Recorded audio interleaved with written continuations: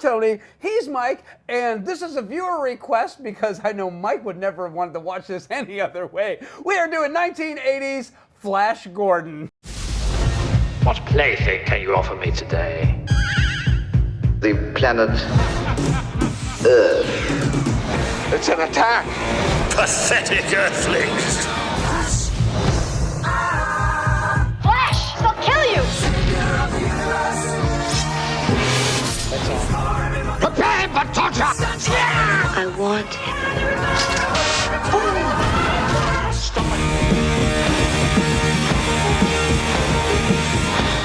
I love you! So directed by Mike Hodges. I didn't bother to look to see if this guy done anything else. He did quite a bit, actually. But Yeah, there's so much minutia for this film. You don't want to get buried in it, so I'm going to avoid it at all costs. But I'm just going to say this. Flash Gordon has very little to do with the original source material. Oh, really? Yeah, but that Okay. doesn't make this any damn less entertaining. Go, Flash, go! Go, Flash, go!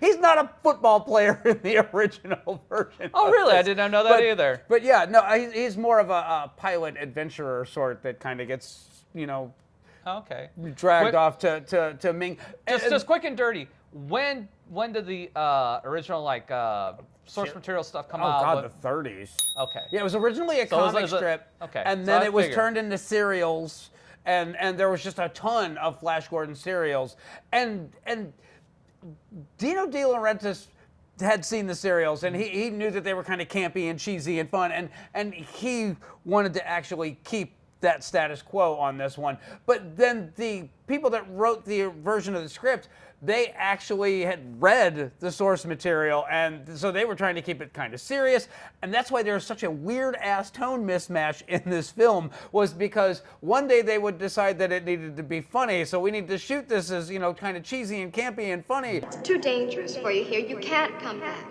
Stay where you're safe. Oh my God, this girl's really turning me on. I didn't quite get that. Think it again. And then the next day they'd be like, no, we're going back to the source material. We need to play this straight. Every 1,000 years, I test each life system in the universe. I visit it with mysteries, unpredicted eclipses, strange craters in the wilderness. If these are taken as natural, I judge that system ignorant and harmless. I spare it. But if the hand of Ming is recognized in these events, I judge that system dangerous to us. I destroy it utterly. So when you see these very emotionally charged, well-acted scenes followed up by a football fight, I just want you to understand where all that is coming from. Really quick, let's burn to the plot. Oh, the plot is Flash Gordon meets a hot travel agent named Dale Arden on their plane trip back from Dark Harbor. My name's Flash. I know. Look, I'm sorry if I seem rude. I'm just a little scared. Ooh, it's kind of nice. I mean, a travel agent who's scared in airplanes. In the meantime, Ming has decided that he's going to ruthlessly harass the shit out of the planet Earth with his buddy Clytus giggling by his side. Clytus, I'm bored. What plaything can you offer me today? An obscure body in the SK system, Your Majesty. The inhabitants refer to it as the planet Earth.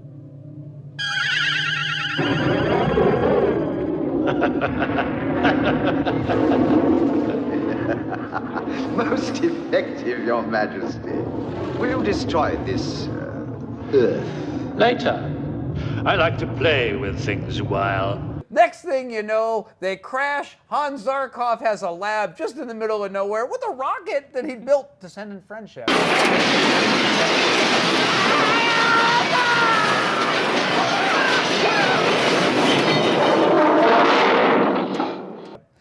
And he's decided now that he's going to have to do a counterattack. So he's going to take Dale Arden and they're going to swoop off, but Flash interferes because Dale Arden is smoking ass hot. You may leave.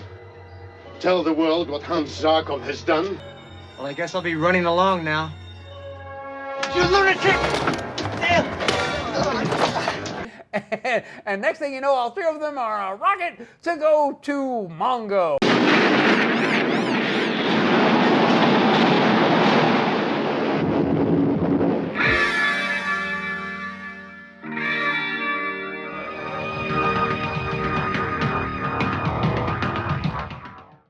And when they land in Mongo, they are arrested by Ming's guards, at which point Ming is all like, oh, yeah, she's fly. Did you ever see such response? No, truly. She even rivals your daughter.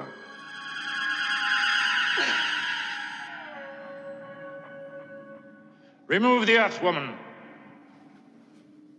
Prepare her for our pleasure. We're going to go ahead and take her. We're going to kill the other guys. And then Flash Gordon footballs his way right up their ass. Just. Are your men on the right pills? Maybe you should execute that traitor.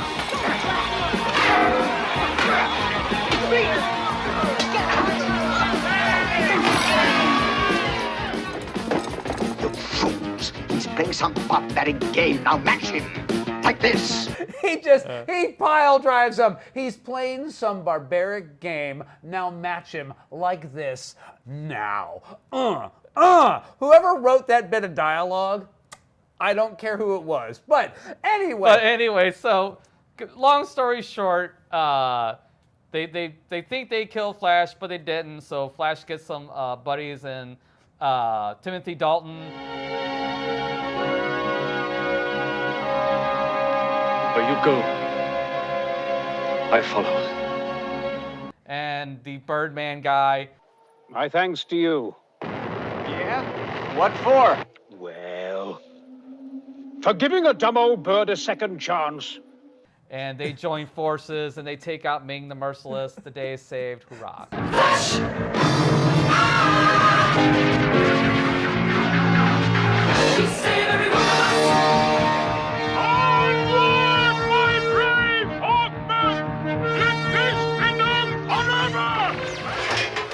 Freeze! Deactivate the lightning field.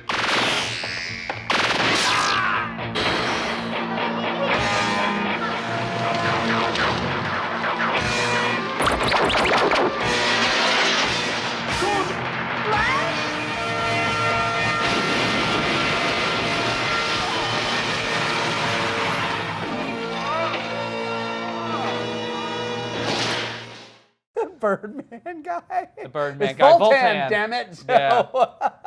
who's properly annoying. But anyways, this movie is another movie that is completely out of time with when it was completed. Yes. This lives and breathes a pulp movie from beginning to end. Absolutely. And Absolutely. as you could, I mean, I've never seen a Flash Gordon comic, but I would imagine what's on screen is probably pretty damn close to what the comic looks like. It is what the original serials wanted to be and couldn't afford to because they were done on the cheap. And they originally starred Buster Crabbe. And I mean, like Sam Jones, it looks a lot like Buster Crabbe. Yeah. But as far as the look of this film goes, they had an Italian costume and set designer, and his name was, I think, Donati?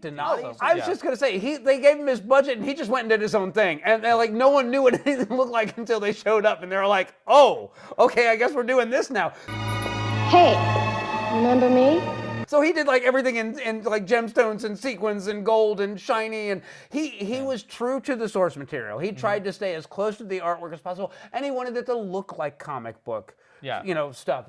So yeah, this looks very much like a stage play. Put the film, and it's all very Art Deco-y looking too. Yeah, it is. So. It is very much so. And again, when you got Star Wars that came out just not too long before this. Yeah. This looks even more hokey and silly and ridiculous, which is another reason why I didn't want to do this film. I tried watching this film like a bazillion times and just could not get through it. This last time I watched it and I just came to the realization that, you know what, this is what this is. They were trying to achieve a certain aesthetic. Mm-hmm. They achieved that aesthetic easily, hands down. I mean, they nailed what they were going for. And it's like once I got myself in that mindset, like, hey, this isn't Star Wars. This is its own thing. Just enjoy it for what it is. Mm-hmm. And when I did try to enjoy it for what it is, I came out with like, I still don't particularly care for it, but I don't absolutely hate it. I think I'm still being a little too harsh. The more I think about this movie and what they did and the silliness, especially with like the dialogue. Lucky for them, they had some good caliber actors that could deliver this dialogue and not like just what's the word I'm looking for, like just they didn't ham it up or cheese it up. They literally played it straight, except for Voltan, Brian Blessed, but they knew what they were getting when they cast him. Yeah. But it's delivered with enough sincerity. To sell it without you like laughing at it. Boy, have I got some crazy stories to tell you. Save them for our kids. Oh, I accept. Enough! Would you leave us alone? Oh, I just got engaged. Max von Sydow owns Ming the Merciless. No one will ever be able to do that role that well again. Princess Aura is great in this. And Timothy Dalton brings all the gravitas that he had from The Lion in Winter. And man, his presence is spectacular. What would you do if I were captive in your kingdom? I would remind you of Article 17 of Ming's law. No prince of Mungo taken captive shall be offered for ransom without first being given the right of trial by combat. Now, there's a funny story about this, though. You gotta make it quick. Sam Jones was cast because Dino De Laurentiis' mother saw him on a dating show. And she said, that's Flash Gordon. Second suitor. If we were making whoopee... What's whoopee? Oh, well, if we were being intimate... What, like f***ing? That's how he got the gig. But the irony in all this is that that's not Sam Jones' voice. Really? No, they had a fallout after they completed this. There was supposed to be a sequel to this, which is why it ends with the end with a big question mark. And they already had an idea of what the story was going to be. But Sam Jones had a big fallout, and he refused to come back and do the ADR, so they hired a voice actor to come in and redo it. So when you see Sam Jones in like Hard Vice, which we did a review on, and My Chauffeur, and a couple, he has a much deeper, heavier voice. Okay. What the hell are you looking at? Not much. You look a lot better with a smile on your face and your hair down. And when you hear Flash Gordon in this, he sounds like me actually. His voice is not he is not a bass. He is a alto. He's in the middle there. Who are you? Flash Gordon, quarterback, New York Jets. See, I would never notice, and I did notice, and it didn't bother me. It didn't take me out of it. I mean, especially when you consider all the other crazy, batshit insane that's going on with her. His voice it doesn't even register. No, it's not even a thought. It's like something that's out of place in this film. It is a spectacularly good voice job that they did. It does not, at no point do you not think that that's his voice coming out of his mouth, but it was just one of those things that I know that one because I'd seen Sam Jones in so many films, and I actually met Sam Jones at Comic-Con once, and when you hear him, he's got this timbre to his voice. It's very distinct. So it's like, after you see him in anything else, you'd be like, that's not what he sounds like. And you're right, that's not what he sounds like. So the other thing that is like done just so, that's corny and hokey, but done with just enough sincerity, is the score, the Queen soundtrack. Yeah. Because it's Flash, Flash, savior of the universe. But it's a lot of dun, dun, dun, dun, dun, dun, dun, dun, dun, so it's kind of minimalist, but there's just enough real Queen behind it to sell it. I was going to say, this actually has two soundtracks for it. So there's the Queen soundtrack for it, and then there's the orchestral soundtrack. And I love the orchestral soundtrack to this film. It's standout to me. It's kind of like when Dune with Toto, and then there was an orchestral score there too. I really dig the orchestral scores. The Queen stuff, I like it, but I don't love it. It doesn't make this film for me. No, me either. But as a matter of fact, it's one of those things that made me hate the film when I was younger. I you know what? I completely get that. But like Queen did all these soundtracks at that particular time because they did this one, they did Highlander, they did a few others. Highlander was their high water mark, but this one, it's there, it's great, it's fun, it's cheesy, which is exactly what you want. Yes. But it works because of what this film is. So Yes. I'm just going to say that Queen wrote the soundtrack that this film needed, not necessarily the soundtrack that we wanted. I'll agree with you there. So you did not want to do this. If this had not At all. been a viewer recommendation. No, I was dreading this, like seriously, like big time. Like I sat down, I was like, all right, here we go. And but I don't know what it is. It's like here recently, like reviewing movies, I'm trying to watch it, for what the intent is. And did you achieve your intent? Did you not achieve your intent? Did it land? Did it work? And again, for what it was they were going for, they achieved what it was they were going for. Is it my particular brand of tea? Not particularly, but I mean, it's somebody else's. Somebody else will really enjoy it. Because this came out after Star Wars, this was a box office dud. And it found its cult on cable, and then years later, now it's like I own like multiple versions of this film. I have the VHS, I have the DVD, I have the Blu-ray, I have the collector's Blu-ray, I have the 4K Blu-ray, and I regret nothing. So it's not just a recommend to me; it is absolutely mandatory. If this film is not in your catalog, you're missing out on. It's not a movie you can watch every day. But No, absolutely not. When you are in the right mood, when you want something that's campy and fun and cheesy, this scratches that itch. And I adore this film. I adore everything about it. I can see the flaws in it. But I'm just going to say that the cast for this film is so strong. There's such sincerity behind what they're doing that it washes away any of this film's flaws. Well, it does a good job of putting a slap of paint over it, It does, but I would love a version of this film where Sam Jones actually dubs his own dialogue. That would be nice for me. Could give two shits about all that. That means nothing to me. All right, you bought it, you recommend it, you own it. It is. It's not a recommend. It's an acquired taste. Is what this is. Watch it once. Or don't watch it. I don't know. I really don't know what to say about this one because I still particularly enjoy it, but I don't hate it. So it's moving up the ladder. Baby steps. It's creeping up there. It's like what's your chance? 1 in a million. Okay, so you're saying there's a chance. It's like that. So I don't know. I don't know what to say about this one. So.